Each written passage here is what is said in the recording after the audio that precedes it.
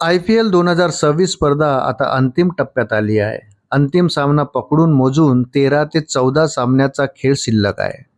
असं असताना देशात पेट्रोल आणि डिझेलचं संकट घोंगावू लागलं आहे. सरकारकडून इंधनाचा वापर कमी करण्याच्या सूचना देण्यात आल्या आहेत.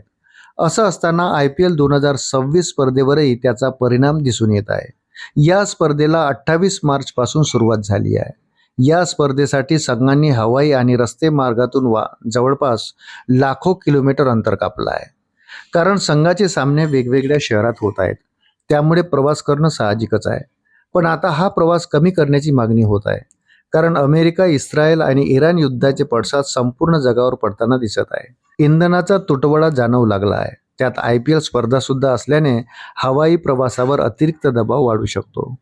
दिल्ली आणि देशातील व्यापारी व उद्योजकांची सर्वोच्च संघटना असलेल्या चेंबर ऑफ ट्रेड अँड इंडस्ट्रीचे अध्यक्ष ब्रिजेश गोयल यांनी केंद्रीय क्रीडा मंत्री मनसुख मांडविया यांना पत्र लिहिलं आहे. त्यांनी या पत्रातून हवाई प्रवास कमी करून उर्वरित IPL सामन्यांसाठी नवीन वेळापत्रक जारी करण्याची मागणी केली आहे. प्रेक्षकांशिवाय मर्यादित मैदानावर सामने आयोजित करण्याचे आवाहन केले. कोविड-19 महामारीच्या काळातही आयोजकांनी मर्यादित मैदानावर IPLचे यशस्वीपणे आयोजन केले होते. तसेच आयोजन आता करण्याची मागणी केली आहे. एका सामन्यासाठी 50,000 प्रेक्षक उपस्थित राहतात, त्यामुळे हजारो लिटर पेट्रोल आणि डिझेल वाया जातं. त्यामुळे प्रेक्षकांशिवाय IPL आयोजित केल्यास पैशांची बचत होऊ शकते. CTIच्या मते IPL संघाकडून सामान्यतः वापरली जाणारी चार्टर्ड विमाने जसे की बोईंग 737 किंवा एअरबस A320 प्रति तास सरासरी 2400 ते 300 लिटर इंधन वापरतात.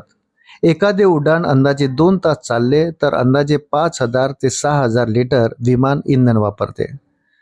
विमान मोठे असेल किंवा जास्त अंतरासाठी जास्त वजन वाहून नेत असेल तर हा आकडा 7000 ते 8000 लिटरपर्यंत वाढू शकतो.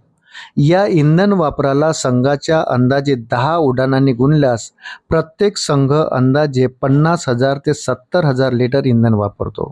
त्यामुळे इंधन वाचवण्यासाठी उपाययोजना करणं गरजेचं आहे. CTIचे अध्यक्ष ब्रिजेश गोयल म्हणाले की उर्वरित IPL सामन्यांचे वेळापत्रक बदलून ते प्रेक्षकाशिवाय मर्यादित मैदानावर आयोजित करणे ही काळाची गरज आहे.